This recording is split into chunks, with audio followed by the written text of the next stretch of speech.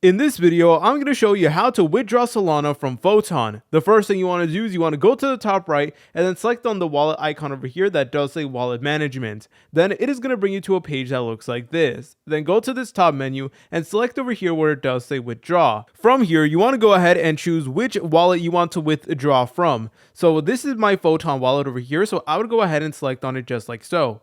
Then you need to go ahead and put in the amount of Solana you actually want to go ahead and withdraw. This is completely up to you. Now here's where things get really important. Where it says withdraw to, you will notice that there is only two options. We got wallet number one, which we already used, and we will have another wallet called sign up wallet. And for clarification, the sign up wallet is going to be the wallet address of the wallet that you use in order to make your Photon account. So when I made my Photon account, I used my Phantom wallet address, and obviously you want to go ahead and just double check that the wallet address is correct. So again, this is my Phantom wallet account over here, so I'm just going to select on receive, and then I'm going to go ahead and select on Solana.